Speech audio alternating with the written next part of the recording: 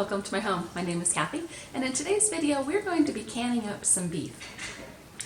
Now usually what I do is if I have a steak that I don't end up cooking up, or I have a steak that I cooked up and we only maybe ate half of it, or we had a tri-tip and there was leftover meat from that, or a roast, something like that, I usually take the meat, I'll throw it in a freezer bag, put it in my freezer, and then once I have, well, right now I have no room in my freezer, so I'm pulling all that meat out, I'm getting it thawed, I'll get it cut up, and I'll get it canned. And what I have here is a pan full of beef that I had pulled out of the freezer. This was leftover beef, some of it was cooked and some of it just hadn't been used, some old steaks, some cooked tri-tip, roast. And so what I did is I thawed it out, and then I cut it into cubes. I rinsed it to get off all the seasoning, and now I have it back in the pan. I need to heat this up so that we can get it ready to go into the jars and into the canner.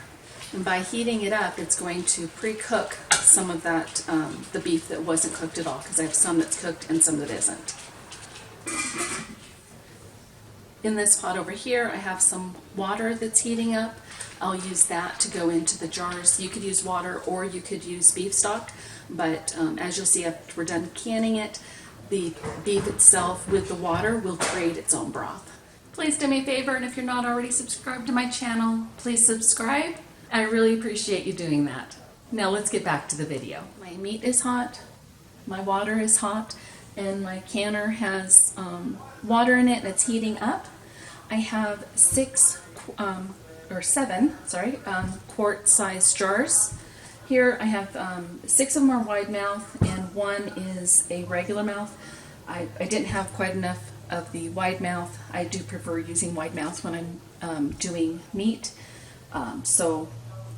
But it wasn't worth opening up another case of jars just to get one more wide mouth. So I also have my rings and my lids.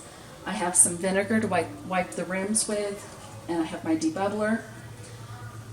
And you do not need to heat up your rings or your lids when you're pressure canning. I know that used to be a practice, but with the newer lids, you don't need to do that anymore. So we'll go ahead and start getting these jars filled up and in the canner.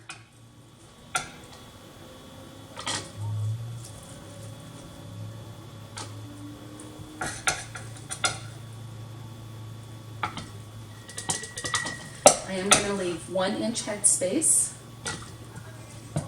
Oops, lost one.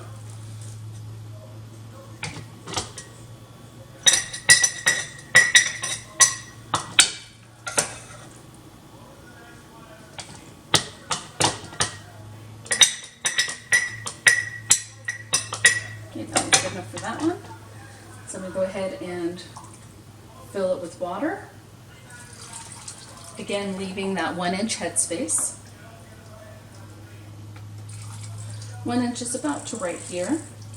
That's that first ring on your jar.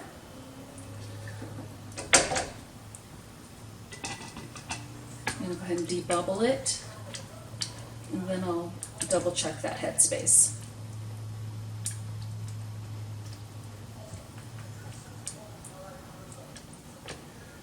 It's a little bit short. A little bit more.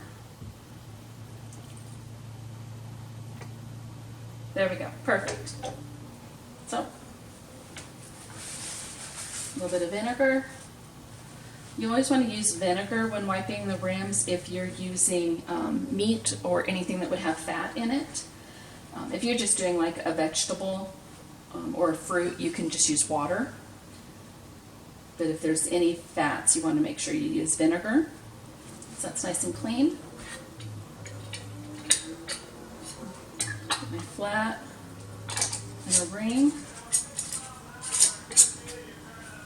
finger tight, and into the canner.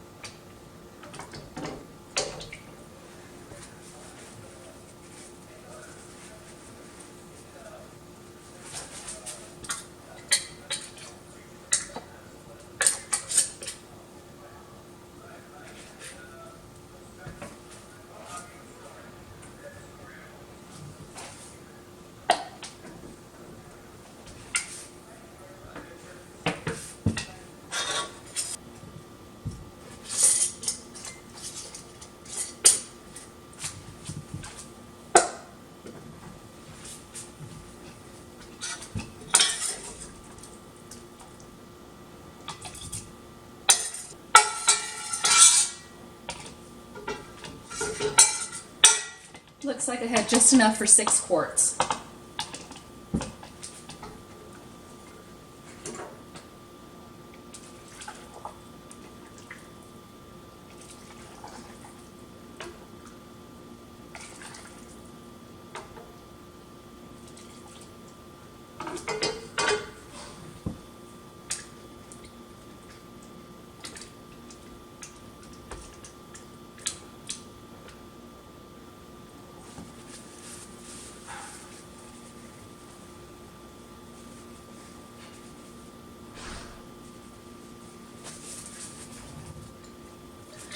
So I'm glad I didn't open up that other case after all.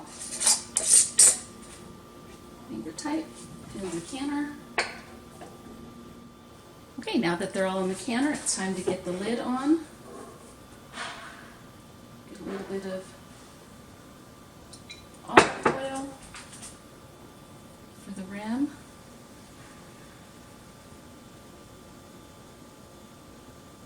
Nice thin layer. That is hot. I should have remembered to do that before I heated it up. Okay. Now I'll get the lid on.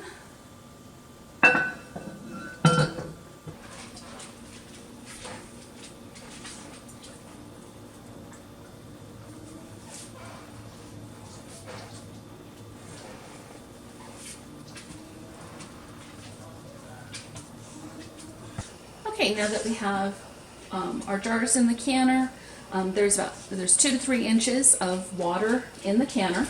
The lid is tightened down. So now what we're going to do is we're going to bring this up to temperature. Once it starts boiling in the canner, it'll start steaming out this vent. Once there's a steady stream of steam coming out of the vent, I'm going to start the timer for 10 minutes. Okay, I'm not sure if you can see this or not, but we do have there's a steady stream of steam coming out. So I'm going to go ahead and set the timer for 10 minutes. Okay, this is vented for 10 minutes. And now I'm going to put on the 15-pound weight. Okay. And once it comes up to pressure, this will start to jiggle.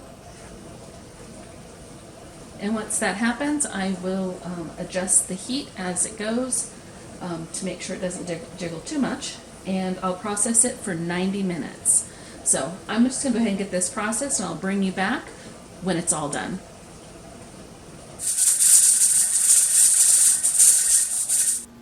Okay, well these have processed for 90 minutes and we're ready to pull them out of the canner.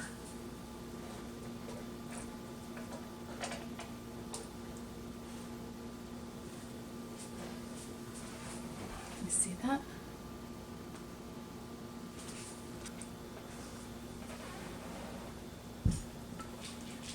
Looks like I had a little bit of siphoning, but not bad. None of the jars look like they've lost any water. So there we have it. 6 quarts of canned beef, shelf stable, and ready to use. Well, I hope you liked today's video. If you did, please give it a thumbs up. And if you're not already subscribed to my channel, please be sure to subscribe and hit that bell icon to be notified each time I put out a new video. Well, I hope you have an amazing day, and until next time, we'll see you on the next video. Bye now.